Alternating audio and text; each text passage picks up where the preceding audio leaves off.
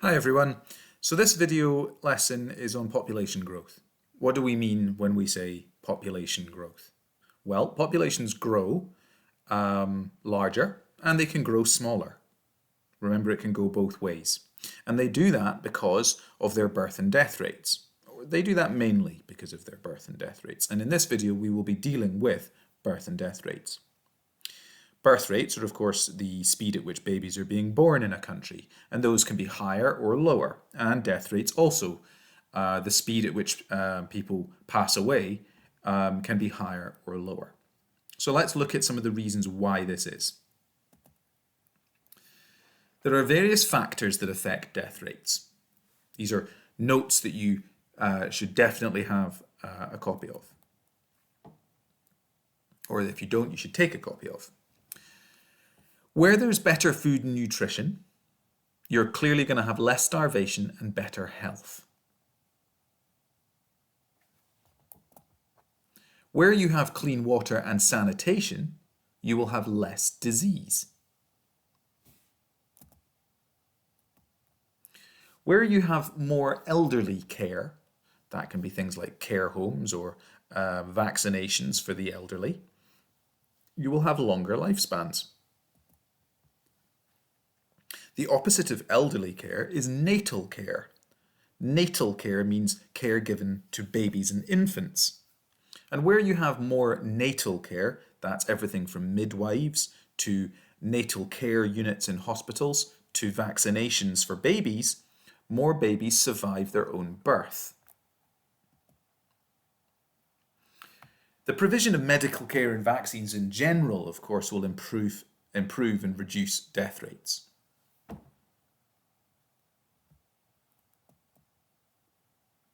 And of course, there can be some country-specific factors, such as the presence of famine, that means starvation in a country, and warfare, which will obviously push the death rate up.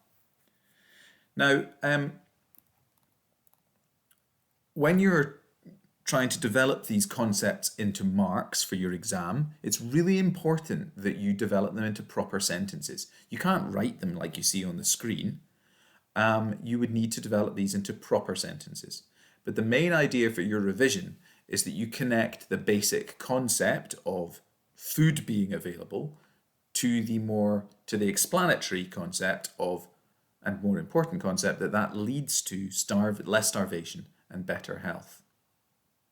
Essentially, you're trying to remember one key concept such as elderly care provision and talking about the impact that will have upon the population. It's always going to help your answer if you can give some examples. So you could say elderly care, for example, care homes and vaccines. Or you could say natal care, for example, midwives and vaccines. Clean water and sanitation, for example, drains and sewers. These all will improve your answers. Now, this is what a typical question for this part of the unit would look like. Give reasons for the falling worldwide death rates. This question doesn't have to refer to the world, it could refer to a country. It could refer to a couple of countries and ask you to compare them. This question might not have a graph, it could have a map attached to it. But the point is, at the root of it, is you could be asked to give reasons for death rates falling. If, in some circumstance, you were asked to explain why death rates were rising, then you could talk about the lack of all of the factors that I've just gone through.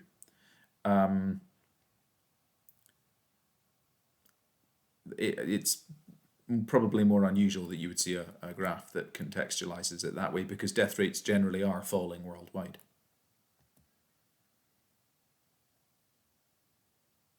Now here you can see I've written a model answer to this question. I'm not going to read it through, not in great detail. And you're welcome to take a copy of it and to use it. The one thing I would say is just look at bullet point 1 where I've said improved diets it helped to improve a longer, healthier life. But look at how I've written it. I've said improved diets include a variety of nutrients to help people live longer. Immediately my sentence is better than the basic one you saw a moment ago. And then I've said, for example, in Japan, where the life expectancy is 86 years of age. A fantastic example, and it earns me an extra mark. Right there, you're 2 steps ahead of somebody who's just trying to get by on the minimum amount. Okay, let's look at birth rates then. So birth rates break down into kind of categories, or at least I've chosen to break them down into categories to help you revise them. Access to contraception is one of the biggest factors that affects the speed at which we have children, and obviously it reduces pregnancies. Improvements to healthcare also impacts on the birth rate, because as we improve our healthcare, babies are more likely to survive their own birth and their first years. And this drives down the birth rate because people feel they don't have to have replacement babies. Or another way of saying it is people don't feel they have to have more children in order to guarantee that some survive. Society also affects our birth rates.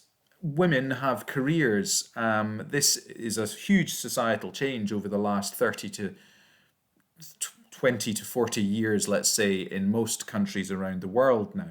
And as a result, women tend to prioritize their own further education and their own career prospects, and quite rightly so. A consequence of this is that women tend to choose now to have children later on into their lifetimes. And that reduces the speed at which we have children. Another cultural change is that marriages tend to happen later. This is especially true in more developed countries. As people are older when they're getting married, this means that they're less fertile, and therefore there are fewer children. Another good point is that, depending where you are in the world, but let's take Britain as a case study here, there's much less of an expectation placed upon young newlywed couples or young women to have children. It's no longer a pressure that is applied in so much force to young women in some cultures, in more and more cultures around the world, which is a very positive thing. It was only a few decades ago in our country where it would have been certainly a question, it would certainly have been a pressure that young women would have felt as they lived through their 20s, and as they formed relationships to settle down and have children. That expectation has changed. Also, in more developing countries, children have value to society. Some can work, for example, and produce food for the family, and others might be able to provide care for elderly family members. And it's useful to see that kind of flip side, that in other parts of the world, there is a real need to have children for really very practical reasons. And then we've got kind of an education theme. Sex education and family planning are actually subtly different. Sex education is, in our society, something that happens in school, but in many societies is something that people experience for the first time as an adult. And it reduces family size, basically, as people learn how to use contraception, but also people learn the mechanics of pregnancy and the biology of that process. In addition to that, though, family planning is where, for example, in our own society here in Scotland, people have to accept that children are expensive, and that's a reality of life. And the way you can talk about that is by calling children an economic burden. This is a very real factor. People have to plan for what they can afford. And in our society, the average number of children that families are having is falling. And one of the reasons for that is that children are expensive. If you want to be able to take your children on nice family holidays, or if for another example would be for a small minority of our country, if you want your children to go to an independent school, you're going to have to pay for that. And therefore, it's more likely you will have fewer children in order to take account of that family planning. So sex education and family planning are sometimes run together into one sentence by candidates, and you just be aware of the fact that you can actually separate them and score 2 different quality marks there. Here's what the question would look like. Give reasons why the birth rate is decreased. You can see its similarity to the question on death rates. Be aware that this question could take many forms. They could ask you to compare 2 countries and give reasons why one country has higher birth rates and another country a lower birth rate. They could ask you to look at 2 maps that show similar information. In this case, they've given you one country and a graph to look at, but nonetheless, the question at its heart is asking you to explain why birth rates are changing. And in this instance, they are clearly falling.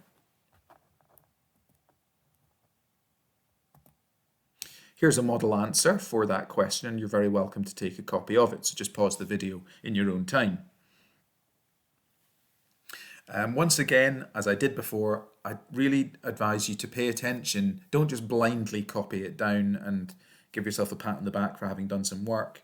Instead, pay attention to how I'm writing the answers. Look at the way that I write them and the detail that I write them in. How I come to these points in a more developed way is really an important thing for you to focus on.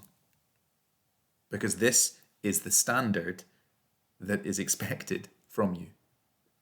This is the standard of your written answers, and it's really important that you try to replicate this standard. Okay. The next lesson will be on population pyramids, and I'm going to that video will be released relatively shortly and on the website, so just click on the link if you want to check it out.